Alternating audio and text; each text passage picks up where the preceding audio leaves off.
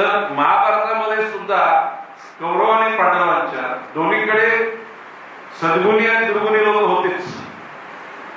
कोणी अशी सांगण्याची गरज नाही की पांडवांकडे सगळे धुतलेल्या तांदळाचे होते आणि कौरवांकडे सर्वच काय कलंकित होते असं पण म्हणता येणार. शेवटी जीवनाचा प्रवाह आपण चालत असताना त्यामध्ये कधी कधी माणसाच्या जीवनामध्ये माणूस चुकीच्या बाजूला झुकला जातो किंवा तो त्या चुकीच्या बाजूने लढला जातो.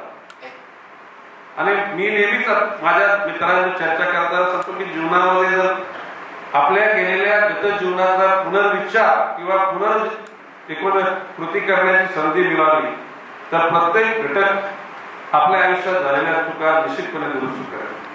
परंतु तशी संधी पुनर्जन्म आहे या एकूण संकल्पनेतून तिथं समाधान मिळतं, परंतु पुनर्जन्म आहे याची गॅरंटी कोणी देऊ शकत नाही. आणि म्हणून या जन्मामध्येच विचार करूनच बोलावं, विचार करूनच कृती करावी. बोलल्यानंतर पुन्हा ते शब्द मागे घेण्याची वेळ येऊ नये किंवा कृती केल्यानंतर त्या कृतीवर पश्चाताप करण्याची वेळ येऊ नये. आज खरं म्हणजे संतोष कानडे हा वीर सावरकर यांच्या विचारानं भारित झालेला, प्रभावित झालेला विचारांचं एकूण मुद्दातीकरण नसलेल्या विचारांचं नाही, परंतु असलेल्या विचारांचं प्रसार आणि प्रचार करावा या भावनेतून तो झपाटलेला. आज प्रखर श्रीवास्तव यांनी जे पुस्तक लिहिले ते आता 30 वर्षानंतर ते मुंबईमध्ये आले. तो 2-1 वर्षापूर्वी त्यांनी लिहिलेलं पुस्तक निश्चितपणे संतोष कानडे सांगे म्हटल्यानंतर ते पुस्तक you had got the copies of it or not विक्री करण्यात गेलेलं आहे. माझ्या टीमला मी सांगितलं की कुठलं करा. I would like to read it and I will pass on my views on it. एकूणच स्वातंत्र्य सावरकरांच्या विचारानं बारीक झालेला हा परिसर किंबहुना मराठी साहित्य संस्कृती मंडळ किंवा वाचनालय या परिसरात आल्यानंतर प्रखर देशभक्ती, एकूणच जीवनाची सकारात्मक विचारसरणी या वाणीला किंवा शब्दाला भारलेला हा परिसर आहे. या माननीय उपमहापौर असं मी भाषण करून येणाऱ्या व्यक्तीने बस तू बस.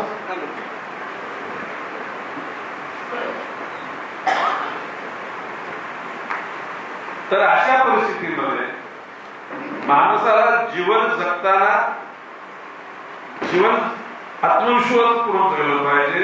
जीवन जगताना आनंदमय जीवन जगलं पाहिजे.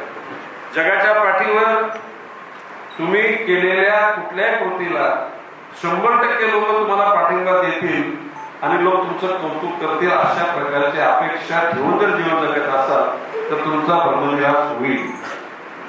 कुणीही म्हणजे प्रभू रामचंद्राच्या अतिशय त्यागमय जीवनाच्या शैलीला सुद्धा दोष देणारे लोक आहेत.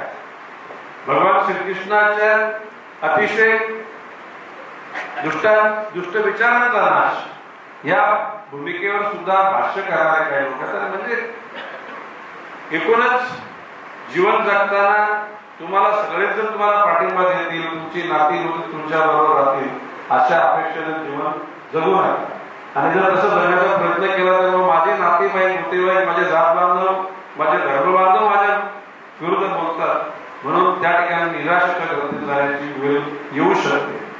आणि म्हणून आज या पुस्तकाचं विवेचन करताना त्याचे मधली सेंट्रल आयडिया काय आहे हे सांगताना लेखक श्रीवास्तव आपल्याला विचार मांडतील, परंतु संतोष कानडेंनी सांगितल्या पद्धतीनं स्वातंत्र्य सावरकरांच्या विचाराचा ज्या ज्या ठिकाणी उच्चार होतो त्या ठिकाणी मी माझा पाठिंबा कायमचा असतो.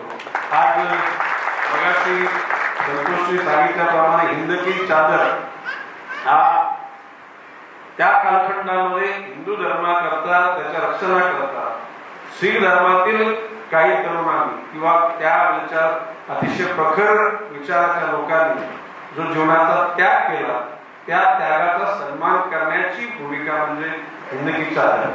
आणि त्याकरता उद्याला कारगिल येथे त्या ठिकाणी मोठ्या प्रमाणामध्ये एकूणच त्या विचाराला सन्मान करण्याकरता जमणार आणि त्याचाच भाग म्हणून मी आज जास्त वेळ तिथे राहू शकत नाही. आज आपण सर्वजण आलात. एकूणच शेवटी चांगल्या विचाराला किंवा समाजातील वाईट प्रथांना विरोध करताना फार मोठ्या लोकांची संख्या तुमच्याबरोबर असते अशातला भाग नाही. सुरुवातीला तुम्हाला तर नगण्य लोकांची साथ मिळेल, परंतु ज्याला विचार द्यावा तो निश्चितपणे सुविचार आहे याची खात्री पडते, त्याला मग त्या एकूणाचा प्रवाह गतिमान होतो, प्रकाशमान होतो आणि समाजाच्या हिताकरता त्याचा वापर होतो. आज आपण सर्वजण आलात, आपल्या सर्वांचं संतोषने त्या ठिकाणी स्वागत केलेलं आहे. परंतु या नवी मुंबईतला, कारण इथलाच आमदार आणि इथलाच मंत्री म्हटल्यानंतर प्रथम नागरिकांचा सन्मान जसं माझा आहे